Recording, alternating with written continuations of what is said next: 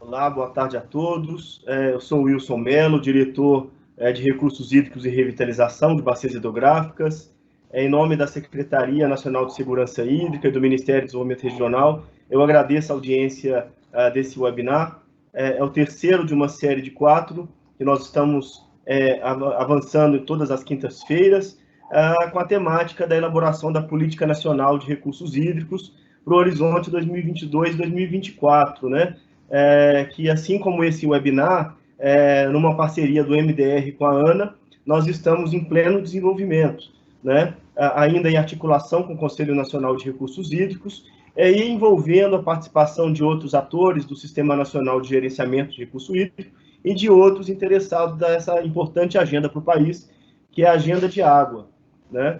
Esse tema em especial do webinar de hoje, que é essa relação entre as políticas, entre os planos nacional e os estaduais, ele é muito relevante aqui para o nosso setor. É uma das competências aqui da diretoria, justamente apoiar os estados, o Distrito Federal na implantação dessa política, e a gente vem fazendo isso, inclusive, recentemente, com o apoio que nós fizemos ao estado do Amapá em 2019, e com isso a gente espera, com a entrada do Amapá, com um plano, né, com a finalização do plano estadual do Amapá, a gente teria então a cobertura em todos os estados com esse instrumento. Mas não se restringindo a isso, eu chamo a atenção que nós precisamos avançar em revisão de planos estaduais, que porventura também, assim como o nosso plano nacional já está fazendo aniversário de 10 anos, que também precisam ser revisados, né? Então, numa parceria de novo com a ANA, financeira inclusive, nós estamos apoiando ao estado do Rio Grande do Norte e o estado da Paraíba, que estão em fase adiantada, em fase final, de conclusão da revisão do plano estadual desses dois estados. E aí eu chamo a atenção de novo da importância específica para esse caso do Rio Grande do Norte e da Paraíba, que tem uma relação muito direta com outra política do Ministério, que é justamente o projeto de integração do Rio São Francisco, né, que traz um novo panorama para a gestão de recurso hídrico nesses estados, assim como Ceará e também Pernambuco. E, então, esse instrumento do plano nacional, do plano estadual, ele se mostra em especial importância para esses estados.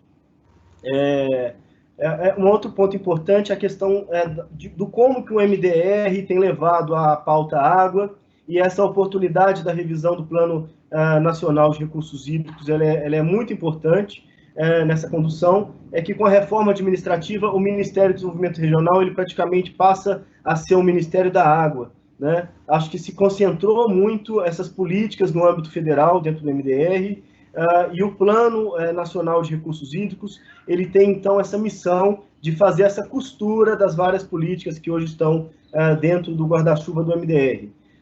Enfim, então, para não me alongar nessa abertura, eu gostaria de agradecer a participação de todos que estão aqui e vão fazer as explanações aqui no nosso webinar de hoje, que atenderam ao nosso convite para participar, e eu gostaria de começar, então, esses agradecimentos ao Paulo Paim, diretor do Departamento de Recursos Hídricos e Saneamento da Secretaria do Meio Ambiente e Infraestrutura Hídrica do Rio Grande do Norte.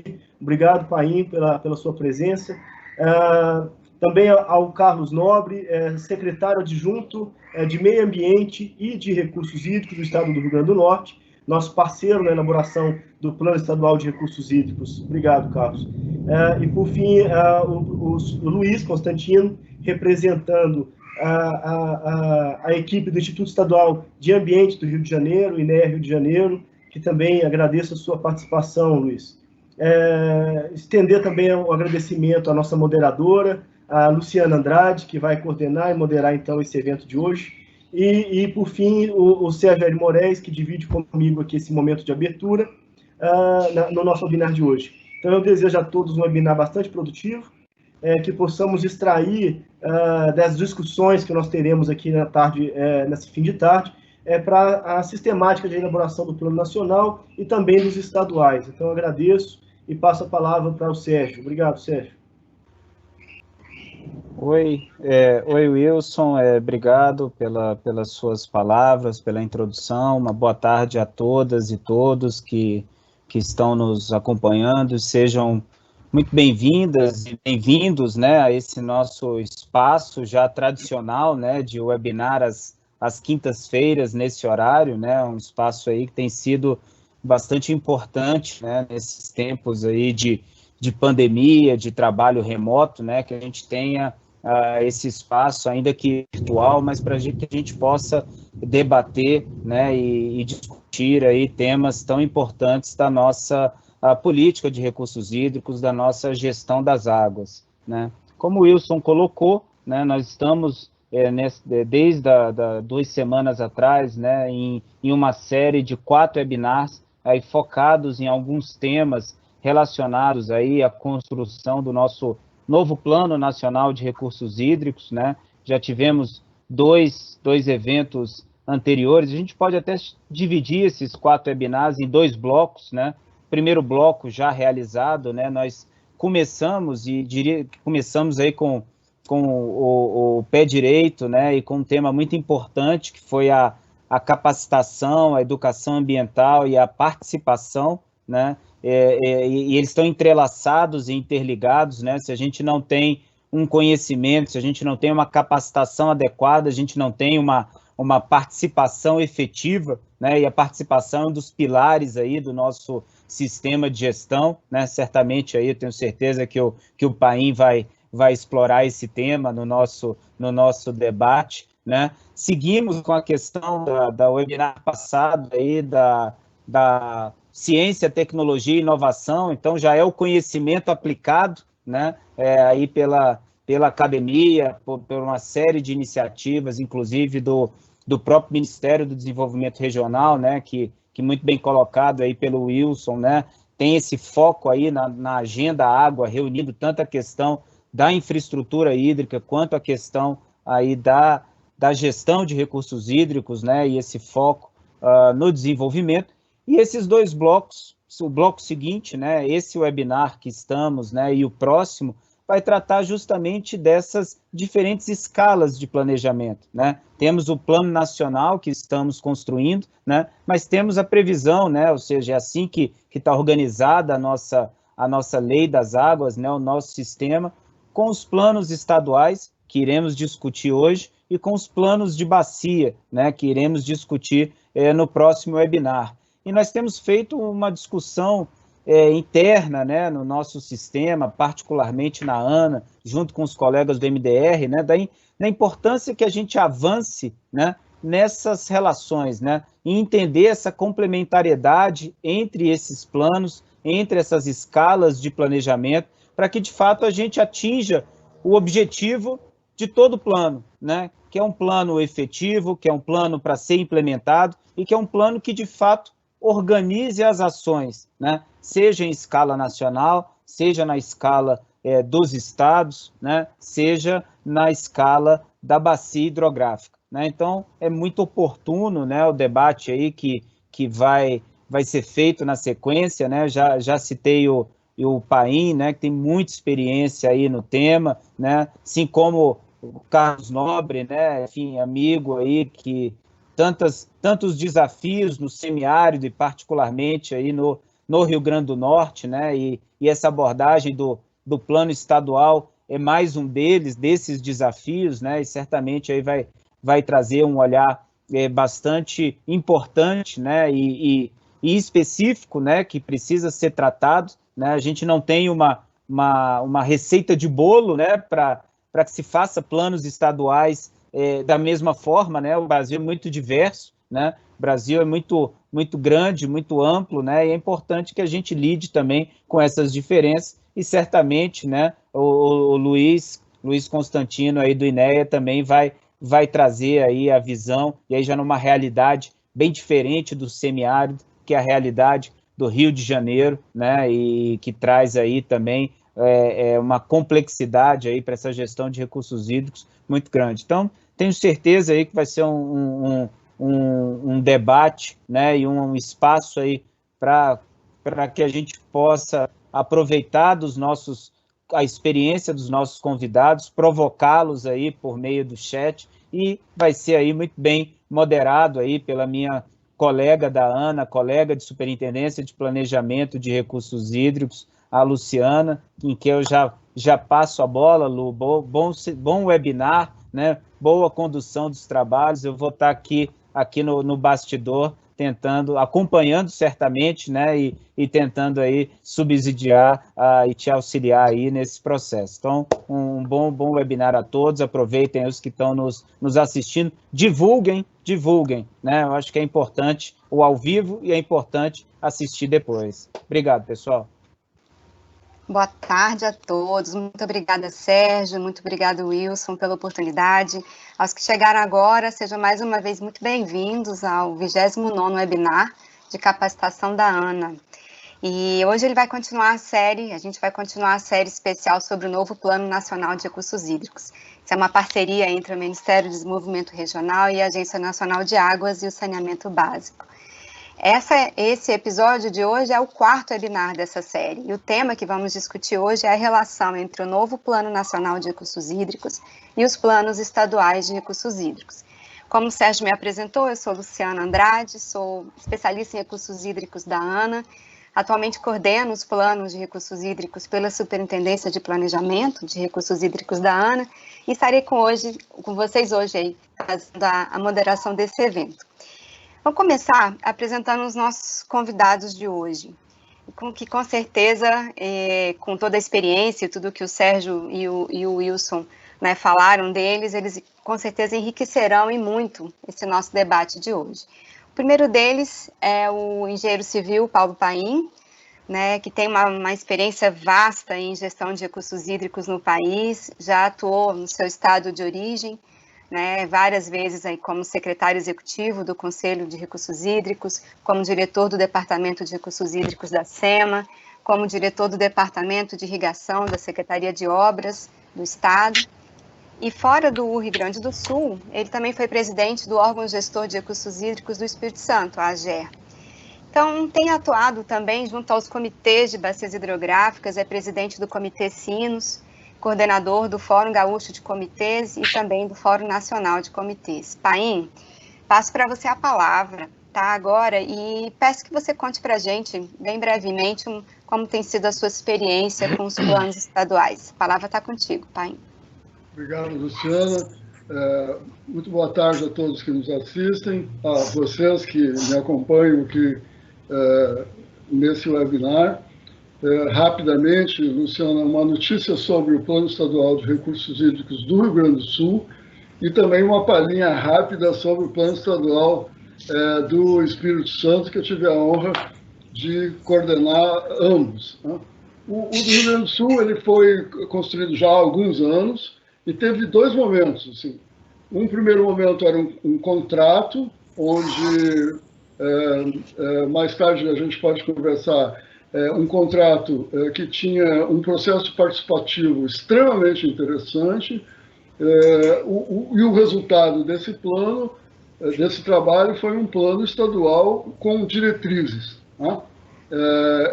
Muito orientador assim, do sistema estadual, enfim, para onde é que vamos? Essa era a lógica do plano. Ele ficou, aí virou o governo, como é clássico no Brasil, ele ficou quietinho lá, parado, e o governo seguinte precisou de urgência, por conta de um financiamento BIRD, numa outra área do governo, mas que você sabe como é que funciona o BIRD e o BID, incluíram como condição de que o plano estadual existisse. E aí, então, o outro governo, o segundo governo, resolveu fazer algo completamente diferente. Pegou todos os compromissos e as metas que o Estado tinha definido junto com a Agência Nacional de Águas para a gestão e chamou isso de plano estadual e mandou para a Assembleia. E deixou lá, e lá ficou.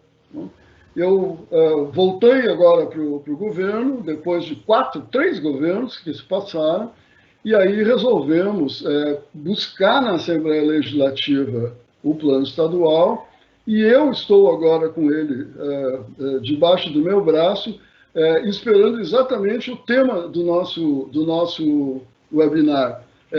O Plano Nacional está em revisão. Né?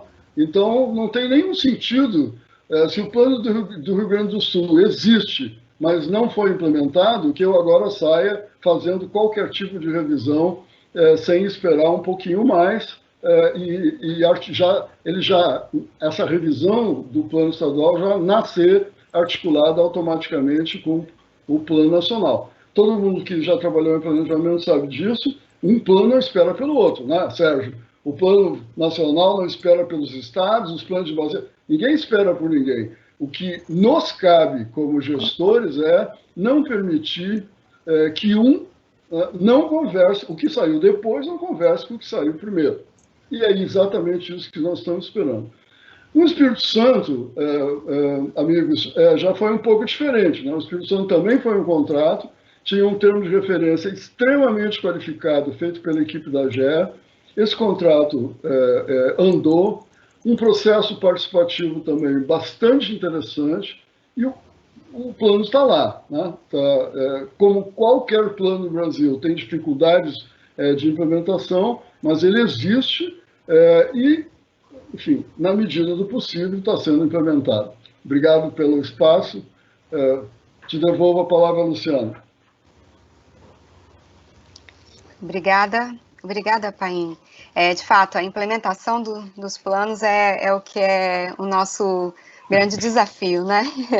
E vamos passar para o nosso segundo debatedor, que é o engenheiro agrônomo Carlos Nobre de Oliveira, tem especialização, é especialista em meio ambiente, políticas públicas, foi coordenador do programa semiárido Potiguar, também coordenador de planejamento e gestão de recursos hídricos da SEMAR, do Rio Grande do Norte, e atualmente é secretário adjunto de Estado do Meio Ambiente e dos Recursos Hídricos do Rio Grande do Norte pela SEMAR.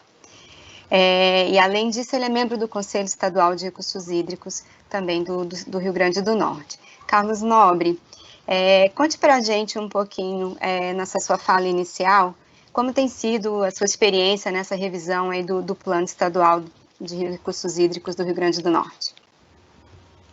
Boa tarde, Luciana. Boa tarde a todos os colegas que estão nos assistindo. Mas o Estado do Rio Grande do Norte ela tem uma história bem interessante com relação aos planos estaduais. Nós começamos... ele foi concluído a sua elaboração no ano de 1999, portanto, há 21 anos aproximadamente. E o interessante de tudo isso é que, nesse período, o Estado do Rio Grande do Norte, praticamente a sua lei é de 1996 é a Lei Estadual de Recursos Hídricos. Apenas em 99 a gente conseguiu, o mais rápido possível, concluir esse plano. Nesse mesmo período, a gente estava aqui com a criação da Secretaria Estadual de Recursos Hídricos, e a verdade é que, após a conclusão desse plano, que teve uma participação bastante significativa em todos os níveis da sociedade, das instituições técnicas, institucionais, e ele tem um aspecto muito interessante quando a gente observa esse plano estadual lá de 1999, que ele foi robusto do ponto de vista de diagnóstico. Ele foi elaborado um plano que ele é muito preciso, bastante informativo, bastante amplo com relação às características do Estado de uma maneira geral. Agora, é evidentemente que o plano ele não pode ficar só um plano do diagnóstico. Então, um plano que ele deixou a desejar com relação àquelas suas intervenções de curto, médio e longo ponto de vista, de ter um maior detalhe. De forma que, nesse período, a lei estadual de recursos hídricos prevê que a sua atualização e revisão do plano seja a cada 4 anos. E, nesse período, desde 1999, revisão do plano. Esse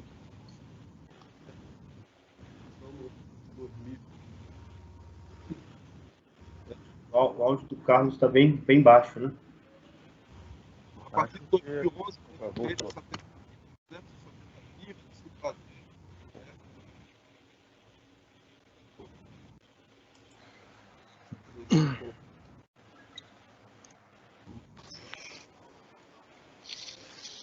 Carlos, seu áudio está bem baixo. Você consegue chegar um pouquinho mais perto do microfone, por favor?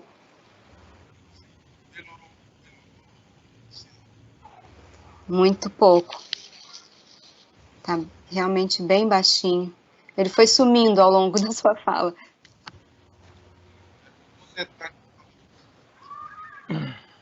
Ele está com mau contato.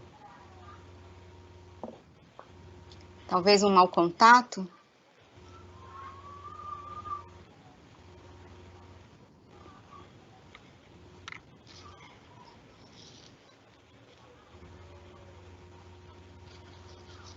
Não.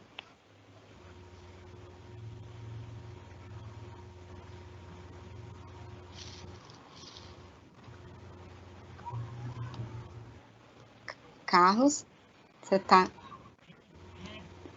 tentando...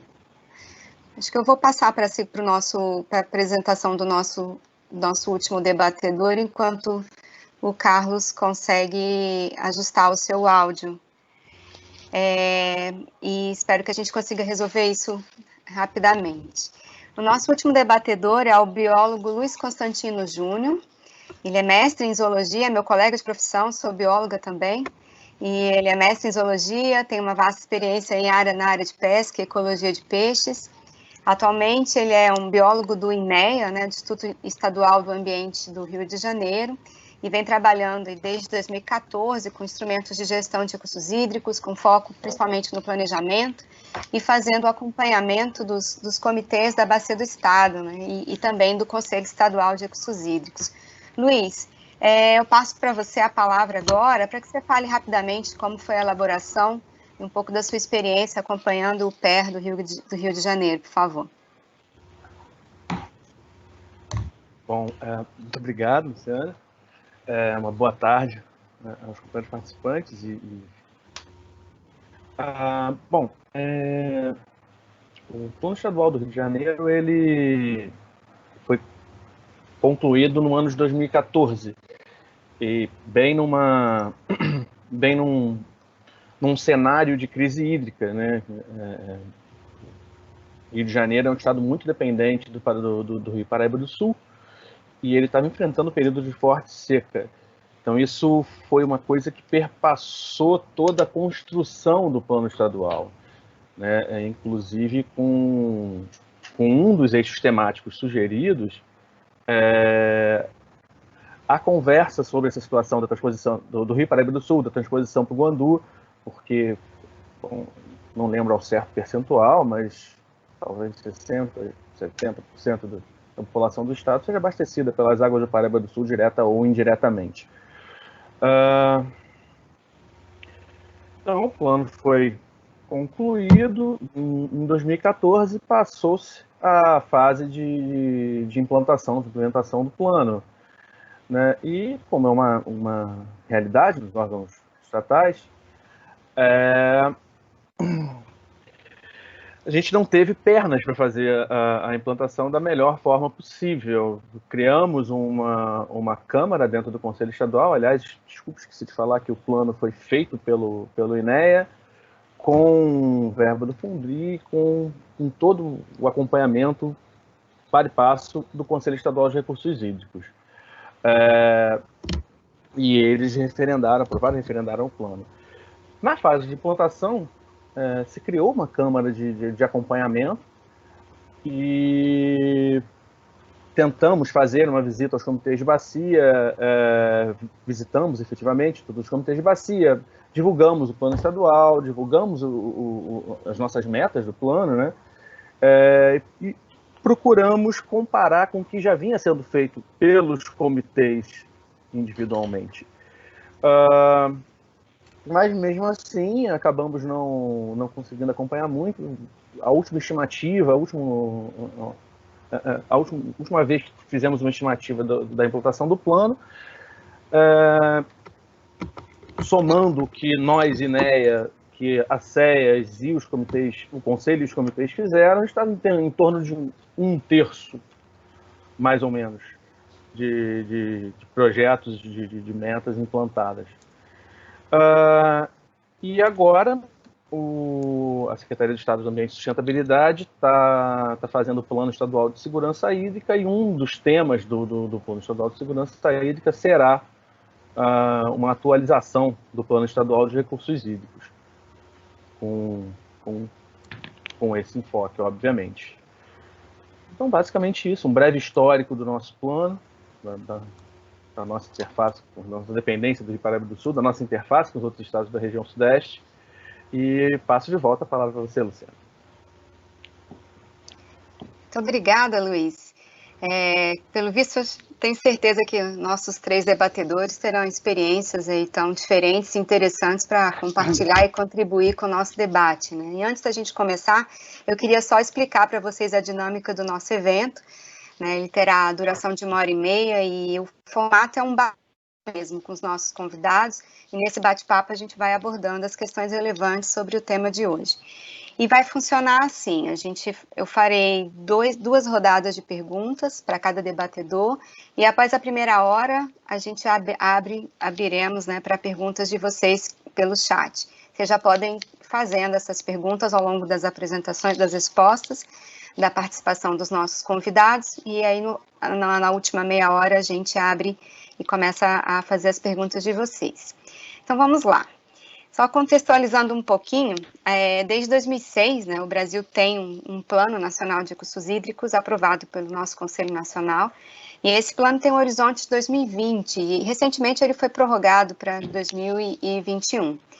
A gente está, portanto, no último ciclo, né, de implementação desse plano, e de lá para cá, nesses anos de implementação do plano e da política, muita coisa mudou, né? Tivemos vários avanços aí na gestão de recursos hídricos, também muitos desafios, né, para conciliar e os diversos usos da água, e enfrentar crises hídricas, como falou o nosso colega Luiz, verificadas em diversas regiões do país, né. Neste momento, então, que estamos, né, de formulação do nosso novo Plano Nacional, é muito importante que a gente tente entender, né, dentre outras coisas, principalmente o papel, né, de cada nível de planejamento nos recursos hídricos, né. Então, hoje, especificamente, a gente vai discutir sobre esse tema, sendo qual o papel do novo Plano Nacional como orientador dos planos estaduais, né, e principalmente como esses 2 níveis de planejamento podem ser complementares, né. Então, essa é a ideia da discussão de hoje, né. E aí, primeiro, eu queria fazer uma primeira pergunta para o Paim. E, Paim, a gente sabe que é extremamente importante que os instrumentos de gestão sejam aplicados no Estado a partir do que for definido pelo PER. Mas de que forma, né, você enxerga que o PER pode definir as diretrizes para a implementação do Sistema Estadual de Gestão de Recursos Hídricos e dos instrumentos definidos pelas leis estaduais? O que você acha, Paim? Luciana, talvez eu faça uma pequena volta aí no assunto para poder aí te responder essa pergunta, que é uma belíssima provocação. Luciana, sim, depois de muito se trabalhar com o processo de planejamento de forma geral, né, eu tenho a minha origem lá no órgão metropolitano do Estado do Rio Grande do Sul, onde eu trabalhava com planejamento regional e vinculando o planejamento regional com a questão ambiental, hídrica e próprio saneamento. Então, quem transita há muito tempo com isso, acaba por ser crítico de si próprio, né, e crítico dos processos que nós vamos construindo de acordo com cada momento histórico, né? Aqui, no painel aqui, o Sérgio está na minha frente, e eu e o Sérgio temos várias vezes tratado desse assunto. Hoje, vou responder hoje, se tu me perguntasse há 10 anos atrás, eu teria certamente uma outra resposta. Mas hoje eu entendo que um plano estadual, ele tem essa escala estadual, e por consequência não há a menor chance de sucesso se o plano estadual descer a detalhes, né? Mesmo que seja detalhe de uma dada bacia, né? De uma dada bacia, detalhes das próprias bacias hidrográficas. As bacias hidrográficas, para isto, né, existem os planos de bacia hidrográfica, né, que tem uma escala muito mais próxima e ainda com uma certa distância, né, porque tem os planos municipais de tudo que é natureza, numa escala ainda mais próxima da realidade, mas, enfim, o plano da bacia ele tem condições de identificar questões e apresentar soluções. Então, o plano estadual, para mim, ele é um plano, necessariamente, um plano de diretrizes gerais de implementação do sistema de gestão e um plano fortemente destinado à articulação institucional. O Brasil é especialista em fazer plano de tudo, só que é um em cada caixinha e um não conversa com o outro, sob hipótese alguma. Então, não só por isso, mas também por isso, eles nunca saem da caixinha. Né? Eles ficam lá enfeitando as nossas prateleiras. Porque é isso. Isso vale horizontalmente, ao nível dos estados, da União e dos municípios, e vale do ponto de vista de níveis, né? Por isso eu disse no início, eu não vou mexer no plano do Rio Grande do Sul, que existe, mas não está implementado, agora sem esperar o que vai acontecer, as macro-diretrizes do plano nacional. Então é isso. Eu tenho convicção hoje, talvez amanhã eu já pense outra coisa, mas hoje eu tenho certeza absoluta que partiremos, né, para uma revisão do plano estadual com esses olhares específicos. Ele vai precisar conter diretrizes gerais, né, de andamento do plano, do sistema gaúcho, e, ao mesmo tempo, ser fortemente destinado e ter esse olhar de como é que se articulam as instituições para que a gestão de recursos hídricos ocorra. Né? Com aquele detalhe, assim, Luciana, Wilson, Sérgio, e meus colegas de participação. Nós temos agora nós mesmos, gestores da área de recursos hídricos, nós temos um problema que eu considero grave. O sistema de gestão de recursos hídricos, ele é a agenda azul, né? Enquanto a agenda verde, depois a agenda marrom, enfim, trabalhava com comando e controle, nós trabalhamos com a negociação, né? Não existe a verdade, depende da participação dos atores, etc, etc. Só que essa flexibilidade, essa ousadia da gestão de recursos hídricos, da legislação e dos instrumentos que ela contém, não encontram muito eco na legislação clássica do país. Né? Então, parece que nós somos meio assim, o primo pobre ou o pintinho diferente da equipe, e isso fez, na minha opinião, né, de quem já viveu muito, fez com que nós ficássemos muito fechados em nós mesmos, com os nossos instrumentos, com os nossos planos, com as nossas coisinhas. Né? E hoje, né, não há nenhum gestor de recursos hídricos nesse país que não se dê conta que se nós se o sistema não se abrir, se o sistema não conversar com os demais sistemas, nada vai acontecer. Nós vamos continuar, vamos avançando, como tu falasse, mas assim, passinhos de tartaruga, bem lentos, bem devagar, e sempre achando que nós somos os pobres infelizes, que ninguém gosta da gente, né, que os governos fazem o que bem entende e nós não temos força para nos impor. Isso não é verdade. Né? Isso definitivamente não é verdade. Eu trabalhei num estado, que era o Espírito Santo, onde decisão política nunca faltou. Então, esse problema não existia. Eu hoje estou no Rio Grande do Sul, onde decisão política também não falta. Então, não é esse o problema. Né? O problema é como é que nós conversamos com o mundo, com a sociedade. É isso. Exatamente.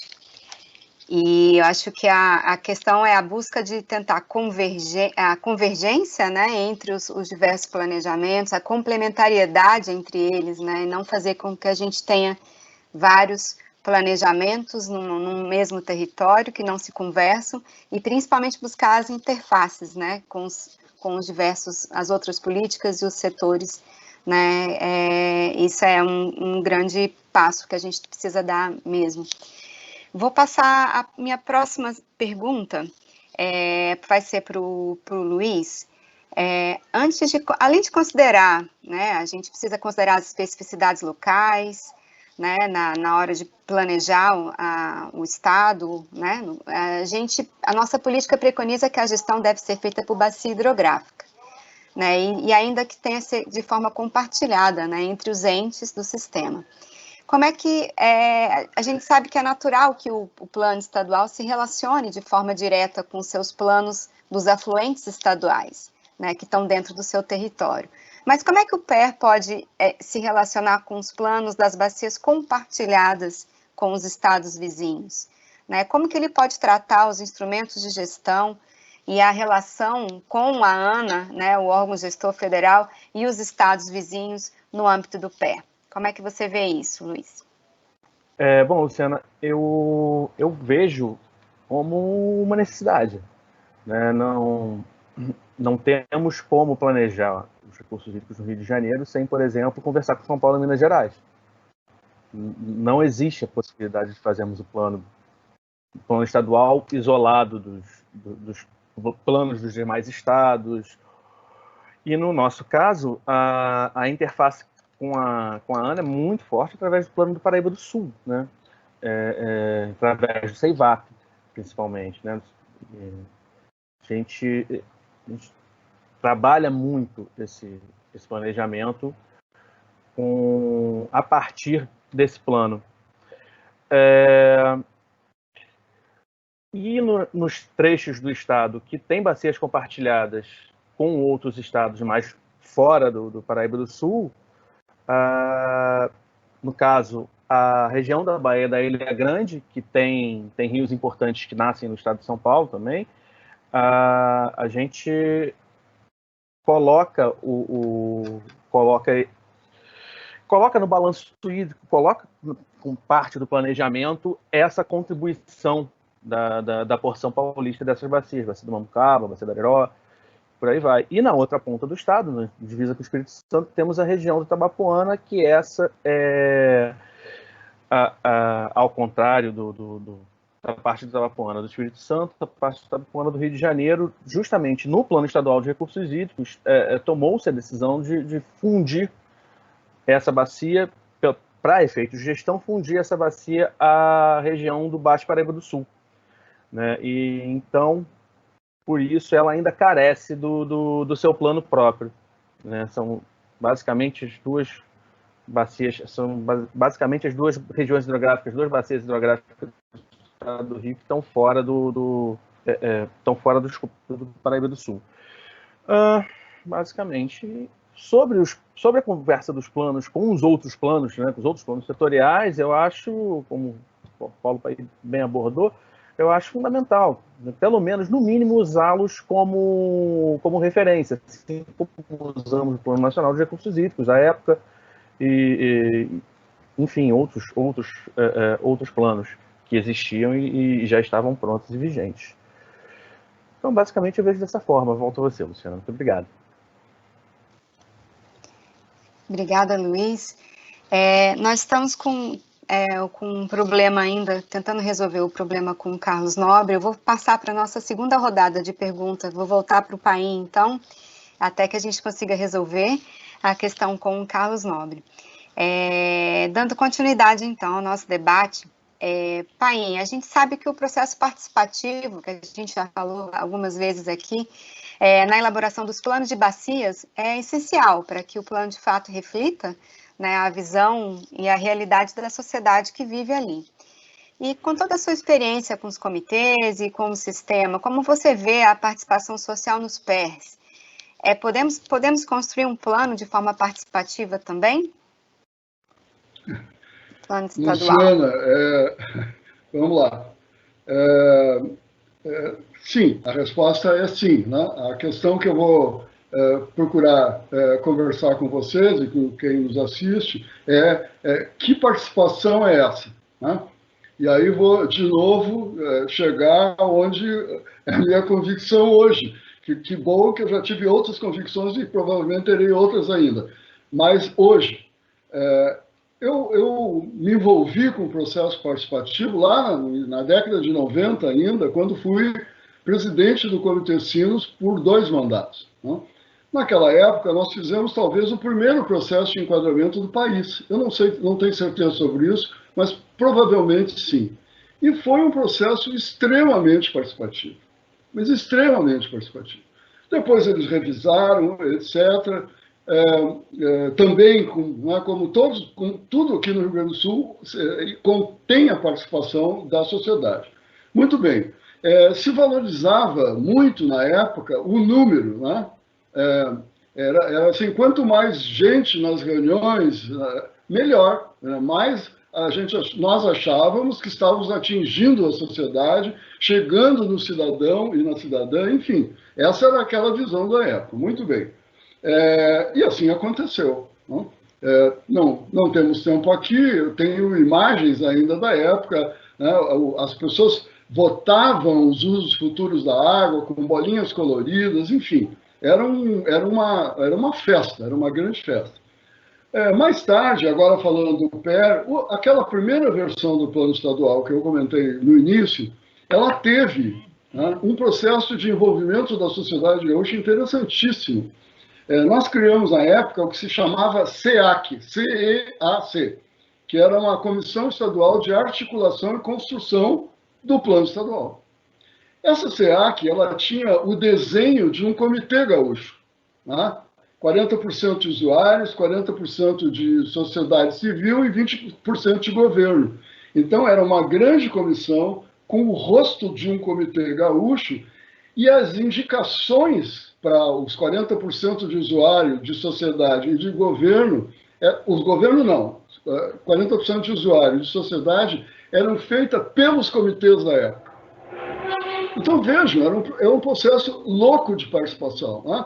Tem uma comissão responsável pela construção do plano, que era executado por uma empresa, é claro, né? Mas a condução era por essa comissão, que tinha a cara de um comitê de bacia e cujos membros eram indicados pelos comitês de bacia. Os produtores, a indústria, o abastecimento, eram os comitês que indicavam. Tinha uma regra lá de indicação. Pois muito bem, funcionou perfeitamente, foi um processo belíssimo, né?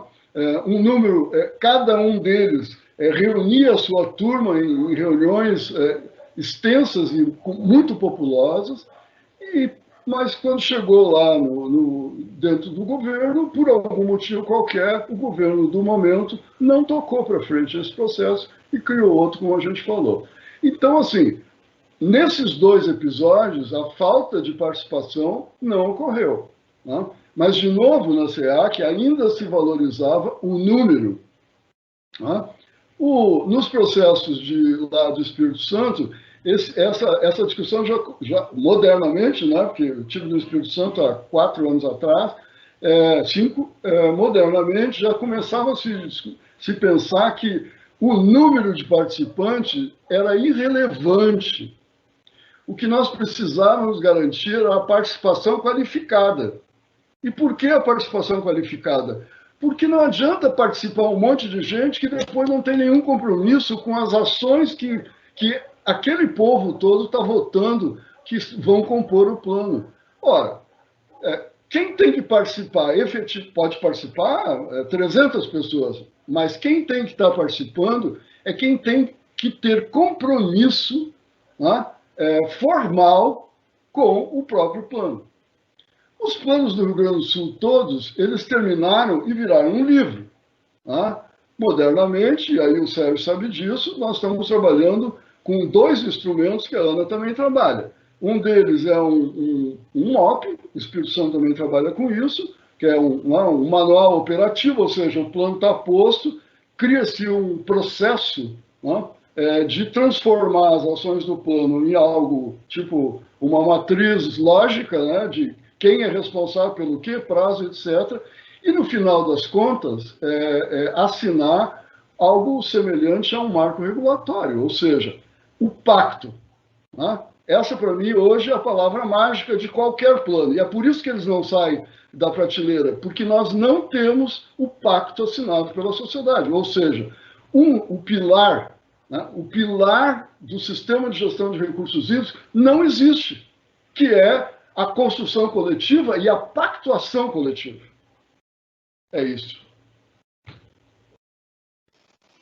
Excelente, Painha. Realmente, sem compromisso, sem pactuar, as coisas tendem a ficar no papel somente, né? Então, eu acho que e a gente precisa realmente trabalhar para qualificar a nossa participação social, né? Para que a gente, de fato, não dependa somente do número, né, de pessoas, mas de ter uma participação mais qualificada mesmo. Eu vou fazer a segunda pergunta para o Luiz. Entendemos, Luiz, que o plano estadual, por óbvio, ele tem que ter deve, né, ter o foco na gestão dos recursos hídricos, no sistema, nos instrumentos de gestão dos recursos hídricos, como o próprio Paim já comentou. Mas como você acha que o PE, de que maneira ele pode tratar das interfaces com os outros setores? Né? Como fazer com que o planejamento dos outros setores considere também as metas e estratégias expressas no plano estadual de recursos hídricos, né? Então, é aquilo que a gente estava comentando, como fazer a conexão entre a relação entre os setores de recursos hídricos e os setores usuários da água. O que você acha? Bem, basicamente, articulação e pactuação com os outros setores. Não há como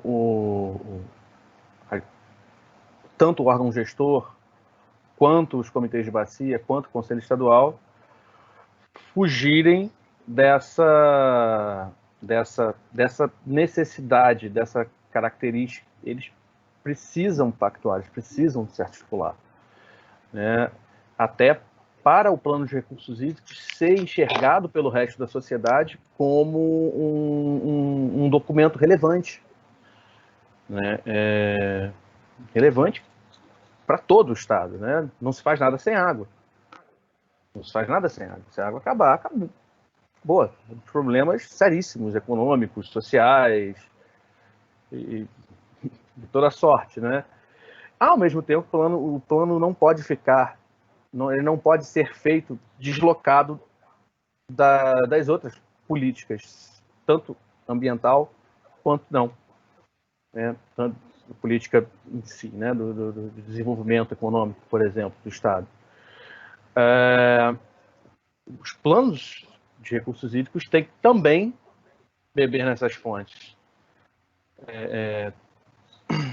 E assim, é articulação, é botar a cara, é fazer o Conselho Estadual e o Comitê serem vistos pela população em geral e principalmente pelos tomadores de decisão, por exemplo, Assembleia Legislativa, câmaras de vereadores, as próprias prefeituras dos municípios, enxergarem os comitês, o Conselho e, por consequência, os planos como documentos de extrema relevância para o planejamento, para todo o planejamento do Estado e dos municípios. Eu enxergo basicamente dessa forma. Muito obrigado pela pergunta, Luciano. Eu passo de volta a palavra para ti. Obrigada, Luiz. Acho que temos novamente o nosso colega Carlos Nobre. Acho que está de novo conosco. E eu vou, então, Carlos, eu já fiz as duas perguntas, as duas rodadas de perguntas para os nossos colegas, vou fazer agora as duas seguidas para você, tudo bem? A primeira pergunta que a gente queria ver ótimo, queria ver um pouco da sua experiência e da sua opinião, é que, além de organizar o sistema estadual de gestão de recursos hídricos, os planos precisam tratar das especificidades, né, regionais e locais, né, quanto aos recursos hídricos. E com a sua experiência, né, na região do semiárido, né, que adequações precisam ser feitas, né, na metodologia, né, dos planos de recursos hídricos na região semiárida. Como tratar essas especificidades regionais, aí, no caso do semiárido? Então, Luciana, eu queria pedir desculpas aí pelo gerado assim, de última hora, mas eu vou tentar ser o mais breve possível e aproveitar esse pequeno tempo aí, que eu já perdi parte que eu tinha disponível. Mas antes de responder a sua pergunta, eu quero fazer uma breve introdução com relação ao Plano Estadual de Recursos Hídricos aqui do Rio Grande do Norte. Interessante é que o Estado do Rio Grande do Norte ele tem a sua Lei Estadual de Recursos Hídricos e com 6 meses aproximadamente a Lei Nacional de Recursos Hídricos, a 9443. Mas, mesmo assim, após a criação da nossa lei, a nossa lei já estabelecia a elaboração do Plano Estadual de Recursos Hídricos e a gente consegue elaborar esse plano por volta do final de 1999. A gente consegue elaborar um plano, é um plano em que, inclusive, ele prevê a sua atualização a cada 4 anos. Infelizmente, seguimos nesse período todo, agora em 2020, concluir a revisão e atualização desse plano, ou seja, quase 21 anos. Sim, mesmo diante de toda essa situação, naquela época, em 1999, o Estado estava vivendo uma efervescência do ponto de vista de organização do seu setor de recursos hídricos. A gente teve a lei estadual, um pouco antes nós tivemos a criação da Secretaria Estadual de Recursos Hídricos, então estava numa sequência, digamos assim, com muita participação das instituições, da sociedade de uma maneira geral, discussões bastante participativas, de forma que a conclusão que nós temos hoje é que o nosso plano, em 1999, foi um plano muito robusto, como eu estava falando aí antes de dar problema no meu áudio, foi um plano muito robusto do ponto de vista de diagnóstico. Conseguimos evoluir bastante nesse aspecto, mas do ponto de vista de se estabelecer aquele cronograma de atividades para se implementar no horizonte para que ele foi previsto, aí a gente teve muita dificuldade, porque eu acredito que alguns colegas palestrantes já falaram aí, em alguns momentos, ou em vários momentos, aquilo que foi colocado como meta de imediato, como meta de médio prazo e de longo prazo, não conversou com os outros instrumentos fiscais do Estado, não conversou com o orçamento, não conversa com o PPA, não conversa com a LOA. As ações ficam muito dependentes de disponibilidade de um programa criado a nível federal ou até disponibilidade financeira através de convênios, muitas vezes pontuais. Então, isso destoa e complica um pouco você seguir um plano de metas. E esse plano de metas também, ele era muito indicativo, mas ele não era detalhado. Tá certo? De forma que a gente evoluindo nesse período todo, a gente consegue inserir e desenvolver uma série de ações, e a gente vê, olhando 20 anos para trás, mesmo ele sendo muito robusto do ponto de vista de diagnóstico, conseguiu estabelecer e o Estado conseguiu implementar uma série de intervenções na área de infraestrutura hídrica, né? Bastante importante e algumas, inclusive, sendo desenvolvidas até um tempo atrás. Especificamente a pergunta, Luciana, você trabalhar um plano estadual de recursos hídricos numa região, o Estado do Rio Grande do Norte, a gente tem 90% do nosso território inserido na região semiárida. E a gente, quando chove, a gente armazena água para depois a gente redistribuir. Então, os nossos rios são rios intermitentes. Você tem que ter essa preocupação de ter uma gestão muito eficiente que vai depender muito dos níveis de precipitação e dos níveis de água que são armazenados nesse período.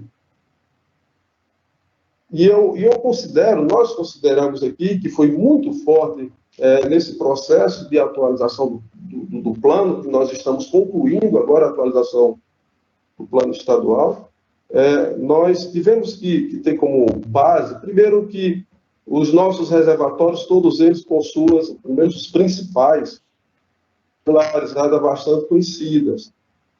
Né? Isso é muito importante. Depois, é de entender quais os reservatórios que realmente nós temos segurança hídrica, porque nem todos os reservatórios eles dão segurança hídrica para uma determinada região, para um determinado local. Né? A gente tem que pensar do ponto de vista tanto do abastecimento da população, mas também do ponto de vista do setor produtivo. Interessante que esses fatores eles são fundamentais. Agora, nesse período que nós passamos, de 1993, de 2000 até o ano de 2019, foi um período de 7 anos, que praticamente nesse período as precipitações foram muito abaixo do esperado, né? Então, a gente vê que no estado do Rio Grande do Norte, só para que vocês tenham ideia, a gente tem aqui em torno de 37 reservatórios, disponibilidade de 34 metros cúbicos por segundo. E o abastecimento de água de todo o estado, isso são dados da Companhia de Abastecimento, a gente só precisa em média de 6,73 metros cúbicos. Mas mesmo assim, a gente teve muita dificuldade. A gente teve regiões com colapso de água. Então, essa relação, o plano estadual, ele tem que ter bastante bem definido esses aspectos. Agora, evidentemente, que quando você passa um longo período, se você tem uma atualização de um plano, tem a condição de ter um cadastro de usuários atualizado. Você não tem essa condição de ter um cadastro atualizado. Então, fatores que dificultou muito assim nesse período que nós tivemos, esse período seco. Uma situação que a gente deu bastante ênfase foi a questão das águas subterrâneas. Das dificuldades de fiscalização e muitas vezes da emissão de outorgas sem ter uma base de dados sustentáveis, acaba você fazendo com que dificulte mais ainda essa situação.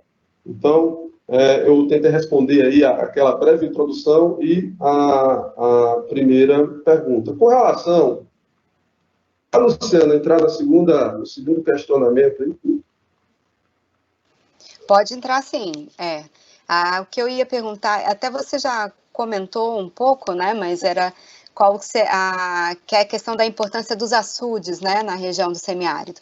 Então, a pergunta era um pouco na linha do que você já estava falando, mas você pode complementar, é como o plano estadual pode lidar, né, com o planejamento da infraestrutura hídrica necessária para assegurar a oferta de água, e como ele deve tratar a gestão dos açudes. Isso é um dos maiores desafios hoje que nós temos. Nós temos reservatórios aqui que acumulam 2,4 bilhões de metros cúbicos de água, temos reservatórios que acumulam 600 milhões de metros cúbicos de água, como nós temos também reservatório que acumula 25 e 30. O plano estadual, pelo menos, essa foi uma grande preocupação que nós estabelecemos nessa atualização que nós estamos concluindo, a gente fazer uma breve atualização do diagnóstico, assim como da própria infraestrutura hídrica que nós temos. A gente também trabalhou no sentido de se ter um conjunto de ações, porque essa nossa revisão atual de 2020 a 2040. Então, agora nós trabalhamos com um programa de ações dividido em componentes estruturantes e não estruturantes. A gente trabalhasse pontos já amplamente discutidos nas diversas regiões do Estado. Trabalhamos pontos que, ao longo desses 20 anos, a gente considera como gargalos, melhore a disponibilidade de água, né, a sustentabilidade do próprio sistema. Que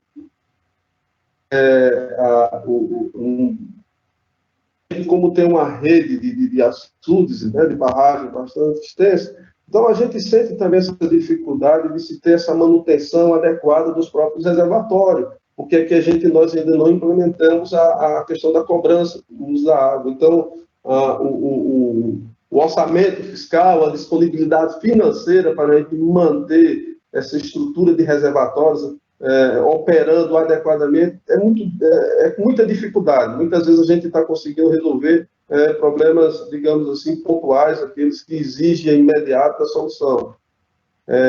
E mesmo assim, a gente percebe que as alocações que a gente tem conseguido realizar, mesmo nesse período de pandemia, com o apoio da Agência Nacional de Águas, com o apoio dos comitês de bacias hidrográficas, a gente tem avançado nisso, mas a gente precisa ainda ter uma sustentabilidade melhor, com um cronograma, com um orçamento, que a gente possa fazer a manutenção desses reservatórios. Agora, o Estado do Rio Grande do Norte tem uma característica interessante, é que, como a gente tem uma rede bem considerável, o Estado do Rio Grande do Norte é muito pioneiro na questão da integração de bacias, inclusive, distintas a partir de sistemas adutores.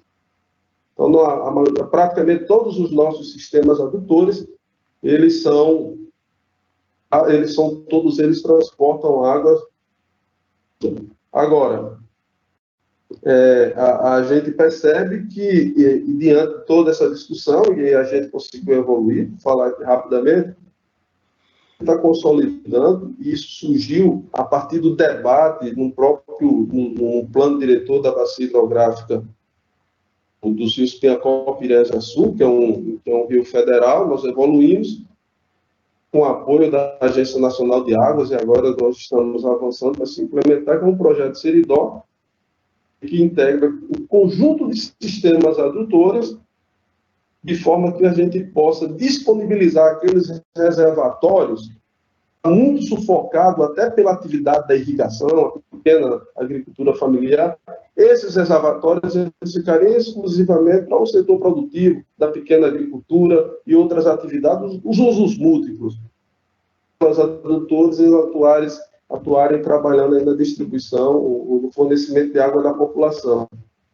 Evidentemente que, além disso, a gente tem um outro fator que foi bastante considerado nessa atualização que nós fizemos, que é a questão da chegada das águas a partir do piso, como o Wilson falou aí no início. A gente tem duas bacias no estado, que é a dos rios Piancó, Piranga Sul, a bacia federal. O estado do Rio Grande do Norte tem algumas bacias que são compartilhadas com o estado da Paraíba. O caso dessa bacia dos rios Piancó, Piranga Sul é uma. A previsão, chegada das águas, final de 2021, segundo semestre de 2021. Então, essa é uma situação também que vai dar uma certa garantia do ponto de vista de distribuição de água, utilizando essa infraestrutura que nós já existe aqui no estado. E a outra bacia é uma outra bacia. Aplicar algumas ações que estão desenvolvidas nessa do Rio Piancó-Piranga Sul, que é a bacia do rio Apodi-Mossoró, que é onde vai ter a segunda entrada das águas do Piso aqui no estado do Rio Grande do Norte. Obrigada, Carlos Nobre. Que bom que deu certo para a gente escutar essa sua fala e, de fato, ver como é importante que o plano estadual reflita aí a realidade, né, os problemas, os desafios que estão postos no estado, e principalmente considerando questões tão complexas aí quanto transposição de bacias, né, enfim, tudo visando a nossa... É importante que o plano estadual vise na questão da segurança hídrica, né. Então, a gente está finalizamos nossas rodadas de perguntas, e agora, nos próximos 20 minutinhos, abro para as perguntas colocadas, né, por vocês no nosso chat. E temos uma primeira pergunta aqui que vai ser para o Paim. Planejamentos setoriais divergentes geram conflitos envolvendo a gestão de recursos hídricos. Qual sua sugestão para iniciar a integração dos planejamentos setoriais? Paim, está com você a palavra. Ok, Luciana, obrigado. Eu tenho uma palavra mágica que me parece que move montanhas. É vontade. Né? E aí vou explicar um pouquinho o que é isso que eu estou falando. O que está por trás da palavra vontade. Para mim, são dois planos, dois níveis, como nós quisermos. Vontade entre nós, técnicos e gestores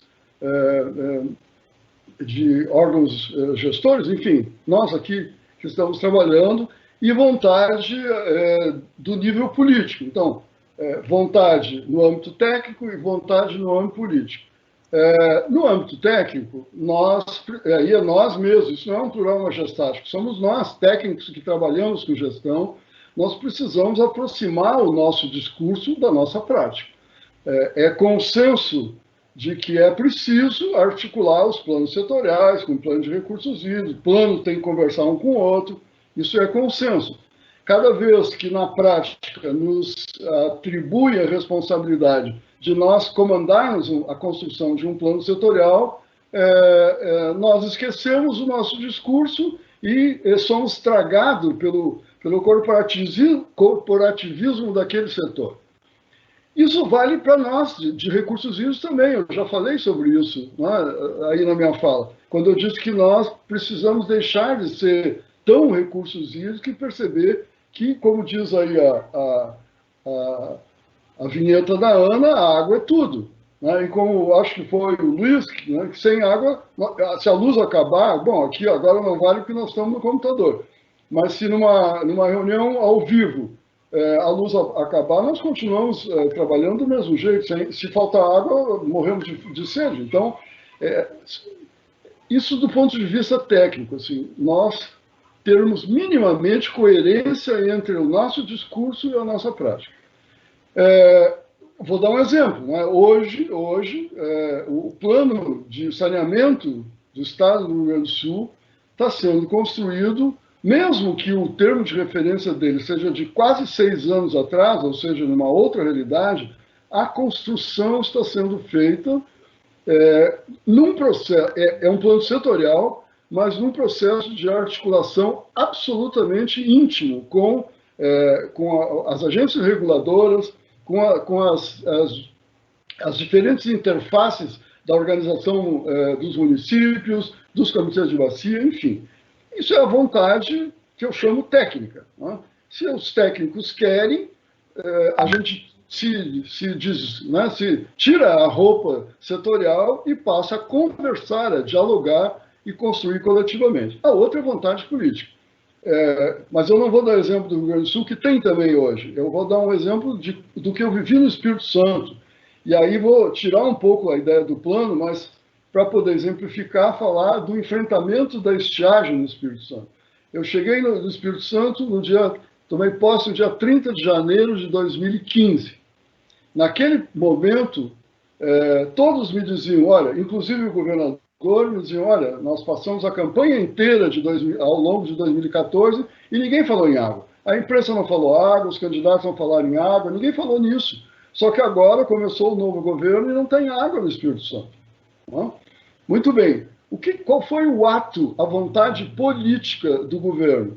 O governo criou o famoso Comitê Hídrico do Espírito Santo, que vocês podem procurar e não vão achar. Não tinha regimento, não tinha ata, não tinha nada dessas estruturas formais. Era pura vontade política. Agora, como de presidente da AGER, eu não tomei nenhuma atitude, nada, nem aquelas de competência estrita da AGER. Nenhuma ação foi tomada sem que o Comitê Hídrico dissesse amém. Toda a parte da comunicação do governo em relação à estiagem era decidida naquela mesa que não tem ata, pessoal. Nunca vocês vão achar uma ata, porque nunca existiu. Mas todas as resoluções da AGER de enfrentamento à estiagem foram decididas naquela mesa. Então é isso. Como é que se articula, né? Como é que se rompe esse vício setorial nosso? É nós que elaboramos os planos, aproximarmos o nosso discurso, vontade técnica, e o gestor, tipo governador do estado, ministro, etc., abraçar a ideia e ter uma ação semelhante a essa. Eu dei apenas um exemplo. Pode-se deixar a mente viajar aqui e inventar outros. Contei uma situação que eu mesmo vivi no Espírito Santo de clara e total vontade política, uma estrutura absolutamente informal, só que funcionava.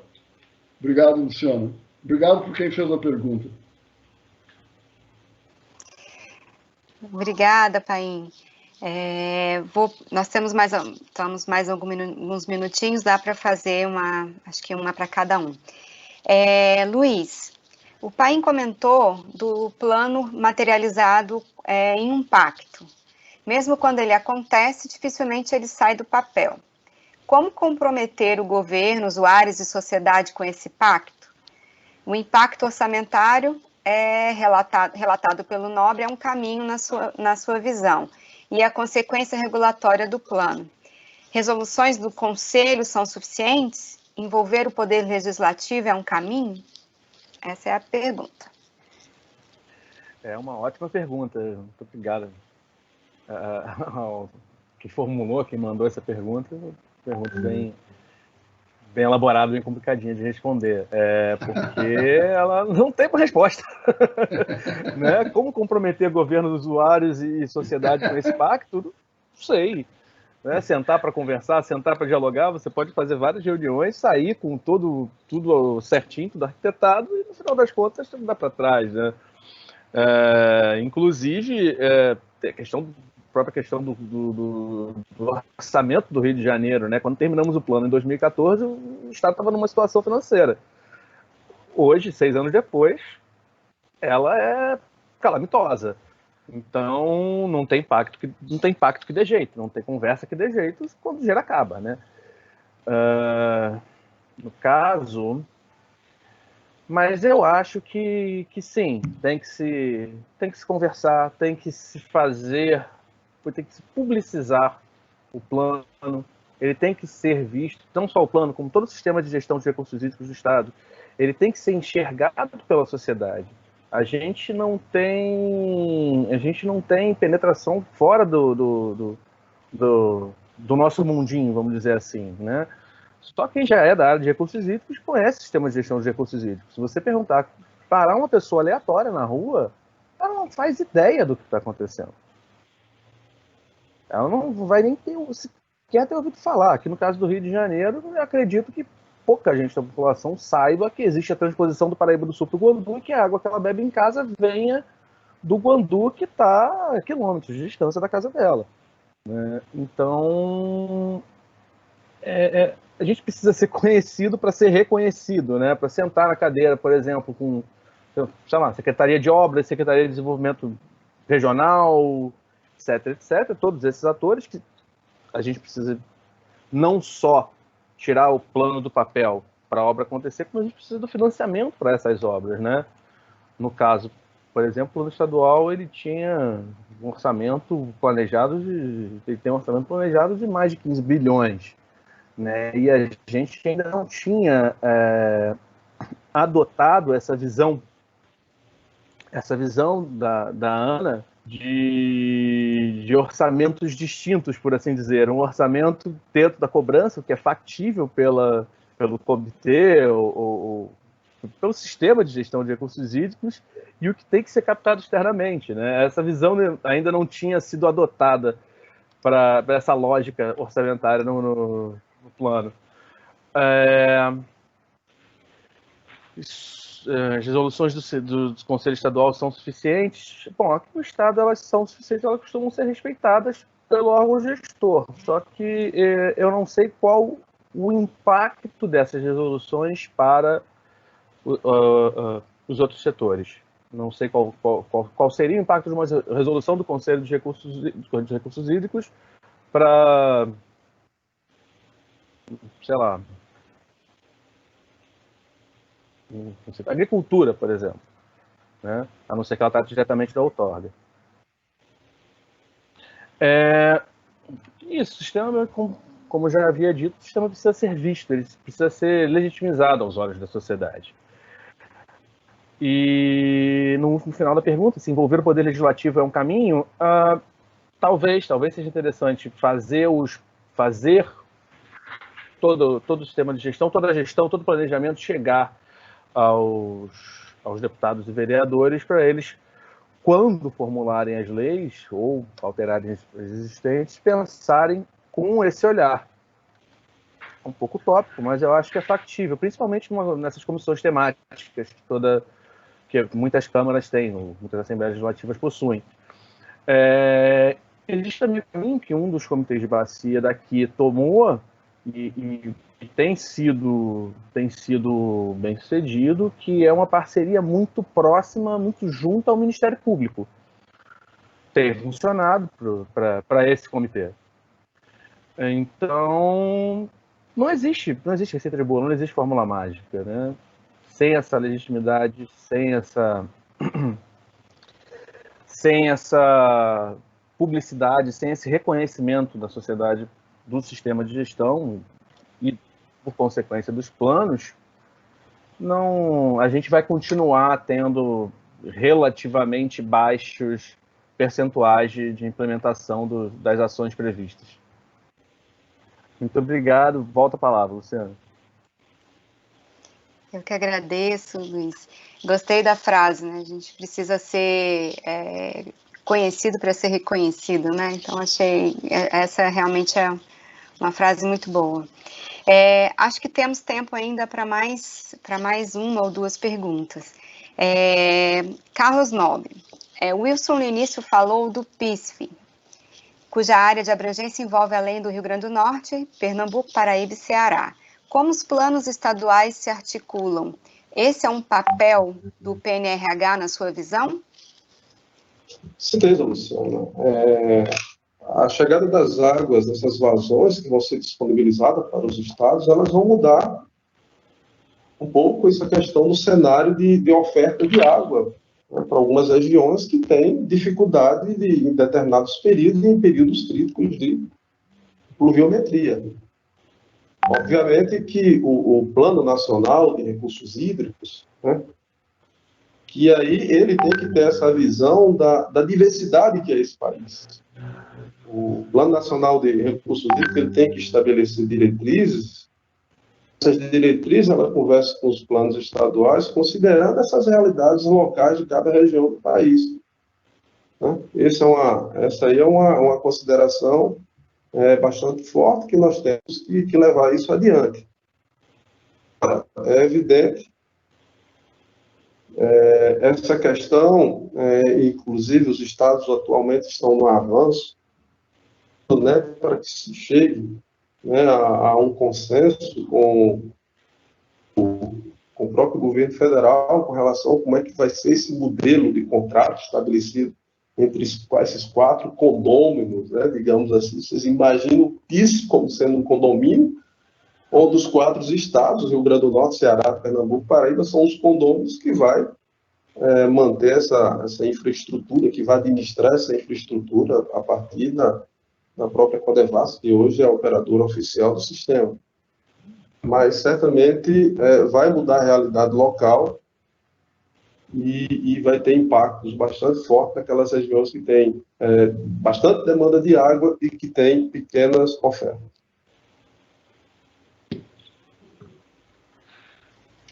Obrigada, Carlos.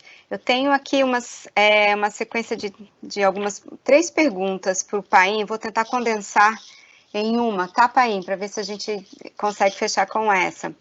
Ok. A integração, essa é a pergunta do Ângelo, a integração do PNRH com os planos estaduais deve ser a partir de temas? Se for a partir de temas, que temas são estes? Existe alguma possibilidade de pactuação com baixo investimento em governança, de forma a facilitar a integração entre os PERS e o PNRH? E a terceira como deve ser, na sua opinião, a articulação com o Poder Legislativo? E qual a relevância, né, desse poder, né, em auxiliar o processo de implementação de um plano de recursos hídricos? Ok, Luciana, obrigado. Rapidamente, as 3. Pode ser por tema, Ângelo? Pode. Eu, particularmente, tenho uma preocupação em relação a isso, de que nós caiamos na arapuca de que o plano nacional e o plano estadual, e até o plano de bacia não, o plano estadual e o plano nacional acabem por regrar os usos da água, né? E não a nossa função mesmo, que é a regulação da oferta para os usos múltiplos. Então, fazer articulação por tema, pelo saneamento, pela agricultura, não sei o quê, poder pode. Eu, particularmente, tenho um receio grande de que nós possamos ser traídos e começar a estabelecer regra para a agricultura, para o saneamento, né? A nossa função é dizer, olha, pessoal, faltou água e vocês têm que ter um uso racional, cada um no seu quadrado, né? E os setores têm que resolver. Nós estamos vivendo isso aqui, falei para você no Plano Estadual de Saneamento, no Plano Exam, nós estamos vivendo exatamente isso. Qual é o papel do Plano Exam? Nós vamos estabelecer regras para a agricultura, para o saneamento, para os prestadores de serviço? Claro que não. Isso quem faz são as agências reguladoras. O que nós vamos fazer no plano de saneamento, articular o setor. E a modernização da 10.350, da nossa Lei das Águas, que eu esqueci de falar, que está ocorrendo simultaneamente, vai fazer o oposto. Ela vai dialogar com os usuários no sentido de que haja água em qualidade e quantidade para os usos necessários no estado do Rio Grande do Sul. Aquele ditado sul-africano, um pouco de água para todos o tempo todo, né? Essa é a lógica. A questão da pactuação, olha, eu acompanhei as versões do Plano Nacional, processos participativos diferentes num e no outro ciclo, e eu, honestamente, não sei quem perguntou, tenho dúvidas que pactuação seria essa entre o nível nacional e o nível estadual. Particularmente, o Estado do Rio Grande do Sul, não é o país, o Estado do Rio Grande do Sul, no momento que nós estamos esperando, né, que o Plano Nacional se reconstrua, nós queremos simplesmente buscar no Plano Nacional as regras gerais, e aí vem a minha fala juntar com a primeira pergunta, internas. Eu acho que a pactuação tem que ser o Plano Nacional, o Plano Estadual, ele tem que estabelecer diretrizes internas do sistema e diretrizes gerais a serem cumpridas pelos usuários, mas a partir da nossa visão, da lógica de água para todos o tempo todo. Em relação ao legislativo, para mim, na nossa visão aqui, pelo menos, o legislativo é exatamente igual às federações, a FARSUL, a Federação dos Trabalhadores Rurais, elas fazem parte do processo de debate, né? Então, a discussão, o processo de modernização da nossa lei de gestão, que começou ontem, formalmente, quando apresentamos a proposta de trabalho no Conselho Estadual, ela pressupõe, né, ouvir todos os atores do sistema, e a Assembleia Legislativa também. Com que objetivo?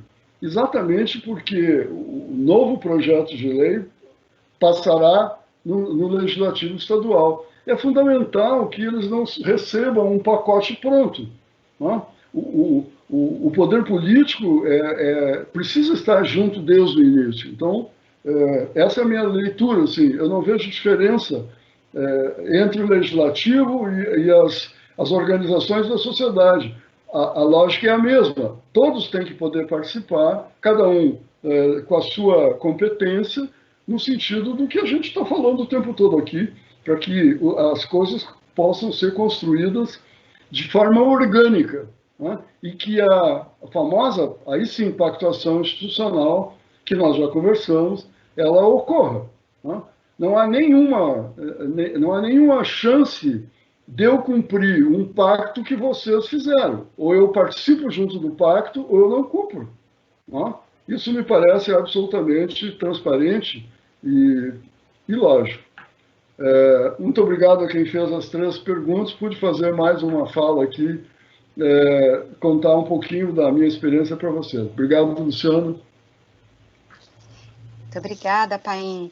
A gente teve só mais uma pergunta e eu só vou registrá-la aqui, que é a respeito se houve integração, por exemplo, com o Plano Nacional de Energia, que está sendo atualizado nesse ano, só para registrar que a discussão com as agendas setoriais vai ser feita, na verdade, está começando a ser feita no âmbito do governo federal, e isso vai fazer parte do processo da elaboração do Plano Nacional ainda no começo do ano que vem. Então, a gente vai divulgar isso e certamente será tema para outros debates. Então, nós estamos chegando ao nosso final do nosso 29º webinar e gostaria de usar esses últimos minutinhos, né, para as palavras finais dos nossos colegas debatedores.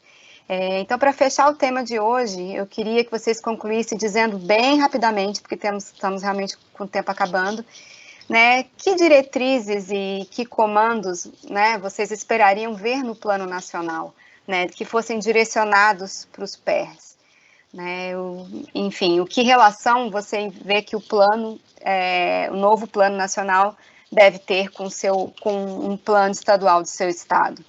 Eu queria passar a começar pelo Luiz, e falar bem rapidamente, bem brevemente, só para a gente encerrar esse tema e concluir o nosso webinar. Por favor, Luiz. Bom, vamos lá. Obrigado. Primeiramente, gostaria de me despedir dos colegas participantes e dos espectadores. Eu espero que o Plano Nacional de Recursos Hídricos tenha como temas transversais no caso, que interessam ao Estado do Rio de Janeiro, a segurança hídrica e a integração com o gerenciamento costeiro. Acho dois temas muito importantes e muito caros ao Estado do Rio de Janeiro. Basicamente isso. Ok? Muito obrigado pelo convite. Agradeço muito a possibilidade de participar desse webinar. Volto a você, Luciano. Ok, Luiz. Peço agora para que o Carlos Nobre faça suas falas finais para a gente sobre esse fechamento da relação com o Plano Nacional, por favor, Carlos. Luciana, é rápido essa necessidade de conseguirmos, né, o Plano Nacional dá a oportunidade de levar em consideração isso que eu já falei anteriormente, as especificidades locais de cada região do país. Né? A região que tem uma carência, tem uma demanda muito maior e um esforço muito maior para que a gente se estabeleça essa segurança hídrica. Outras têm também, mas não são tão fortes como no caso da região semiárida do Estado. Especificamente, eu estou falando aqui na região Nordeste. O mais agradecer aos participantes, aos colegas, e esse belo trabalho, essas apresentações do webinar pela Agência Nacional de Águas e Saneamento. Obrigada, Carlos. Queria, então, para fechar, voltar para o Paim, mais um minutinho para você, né, fazer sua fala final, Paim. Ok, Luciana. De alguma forma, eu acho que eu até já respondi, né?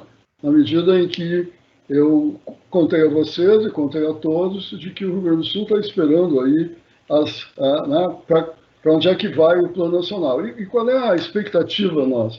É que o Plano Nacional consiga absorver esse momento que nós estamos vivendo no Brasil, né? E vou citar aqui algo que nós não citamos, mas que me parece fundamental, assim, que é o novo marco regulatório do saneamento.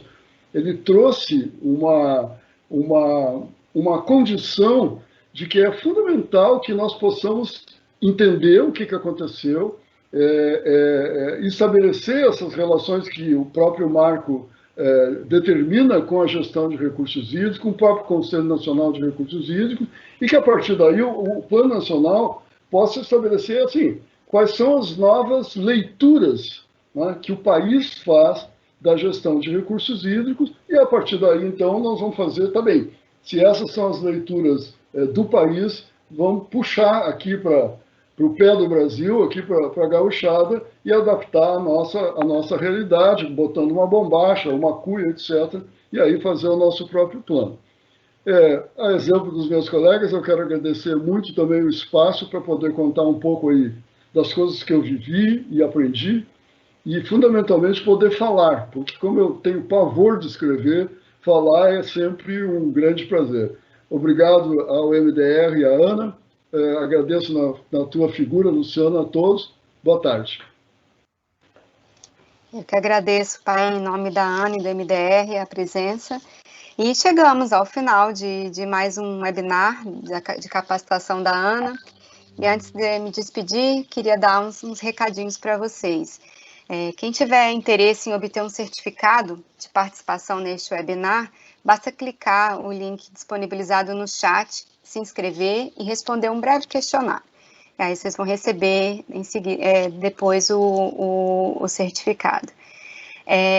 Também queria falar para vocês, acho que a gente colocou no chat aí o link, né, para todo ano, né, de conhecimento de todos, a Ana elabora o relatório de conjuntura, né, então ele traz anualmente aí a situação da gestão e dos recursos hídricos no país, então traz todo um histórico aí dos planos estaduais, né, e dos nossos instrumentos de gestão.